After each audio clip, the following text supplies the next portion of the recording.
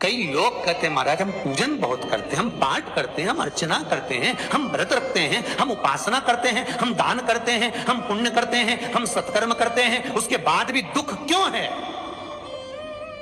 हम पूजन तो कर रहे हैं।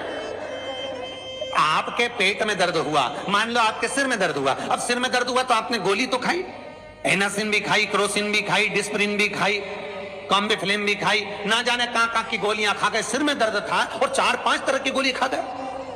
तुमने जब तो गोली खा ली और गोली खाने के बाद तुम्हें थोड़ा सा असर भी हो गया, पर इतनी गोलियां जो खाई है तो बाद में रिएक्शन तो करेगी, कुछ तकलीफ तो देगी, कुछ गर्मी तो करेगी, बीपी शुगर ऊंचा नीचा कर सकती है, आपने पाई।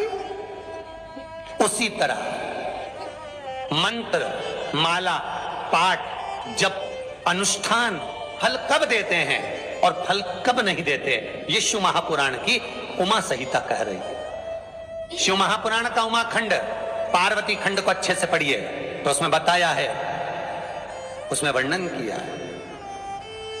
हम पाठ करने बैठे, इतनी बड़ी पोथी लेके लोग बैठ जाते हैं, पहले राम रक्षा स्तोत्र पढ़ लिए, फिर ये पढ़ लिए, गीता जी का अध्याय पढ़ लिया, ये पढ़ लिया, ये चालीसा, दुर्गा चालीसा, शिव चालीसा, तांडव, ये वो, ये मंत्र जप लो, वो मंत्र जप लो, फिर कोई महाराज बता गया वो मंत्र जप लो, फिर कोई महाराज बता गया वो मंत्र जप लो, ये वाला देवता ला के अलमारी में रख लो। इतनी बड़ी पूजन की अलमारी, बस इतनी बड़ी, ज्यादा से ज्यादा होगी तो इतना बड़ा पूजन का घर, कमरा, उसमें इतना सारा देवता।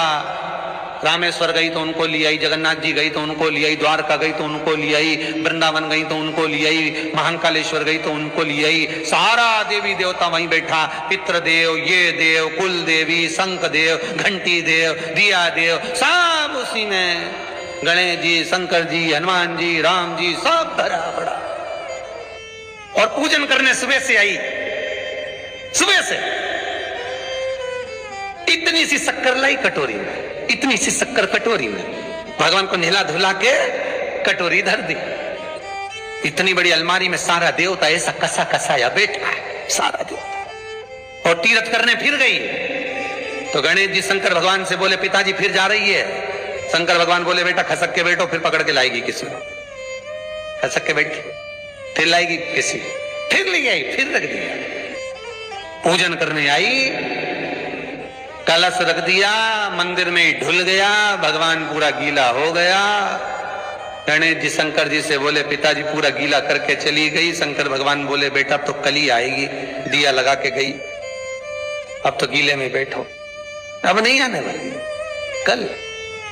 बहुत ध्यान देना साहब, इस कथा को आपके ऊपर लेकर समझाया जा रहा है, क्योंकि शिव महापुराण की कथा कहती है कि आप जो मंत्र जप रहे हो, आप जो माला जप रहे हो, आप जो साधना कर रहे हो, आप जो पाठ कर रहे हो, वो आप पर असर कर रहा है कि नहीं कर रहा है, वो आपको समझना है। राम रक्षा स्तोत्र का पाठ करो तो पहले हनुमान चालीसा पढ़ो, फिर राम रक्षा स्तोत्र करो। शिव चालीसा, दुर्गा चालीसा, गणेश चालीसा, हनुमान चालीसा, गायत्री चालीसा, इन 4-5 चालीसा को एक साथ कभी नहीं पढ़ना।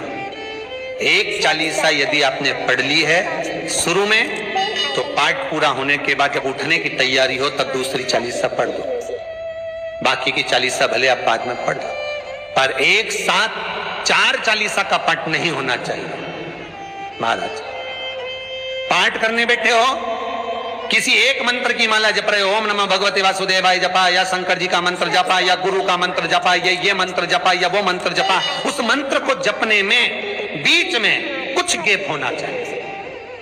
एक साथ रट्टा मार पे ओम नमः भगवते, ओम नमः भगवते, श्रीमन्नारायण श्रीमन्नारायण, ओम नमः शिवाय, ओम नमः शिवाय, फिर ये जप लो, वो जप लो, और पूरा पाठ सपाट सब खलास, वो श्रेष्ठ नहीं।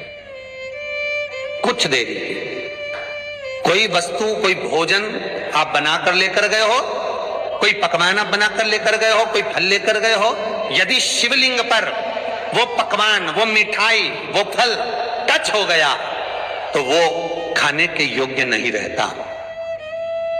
वो घर पर लेकर मत आना, मंदिर में ही छोड़कर आ। यदि भोजन, पकवान, मिठाई, शिवलिंग यहां पर है और भोजन का भोग तुमने इतनी दूर से लगाया है, फल इतनी दूर रखा है, वो शिवलिंग पर टच नहीं करा गया है, तो उस प्रसाद को, उस फल को आप पा सकते हो, उसको खा सकते हो। पर जो शिवलिंग पर टच हो गया फिर वो केवल नंदी, श्रृंगी, भृंगी, प्रेतों का, भूतों का, आहूतों का भाग होता है।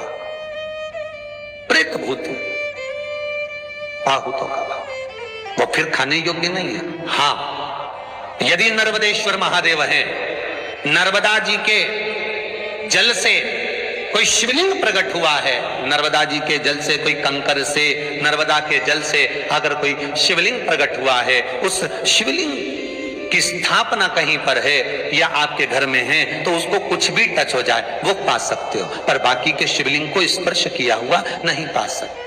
केवल एक नर्मदेश्वर महादेव नर्मदा के जल से प्रकट हुए। कई लोग पूछते हैं ये सांप है कौन, ये सर्प है कौन, तो उसको बताओ ये भगवान शंकर के गले में जो एक सांप पड़ा हुआ है ये भगवान विष्णु हैं।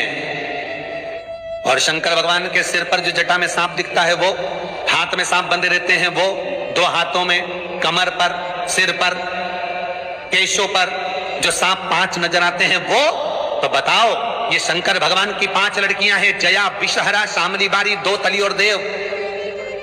ये 5 लड़कियां भगवान शंकर के इर्द गिर्द घूमती हैं, आसपास भ्रमण करती हैं, सभी ये शिव की बेटियां।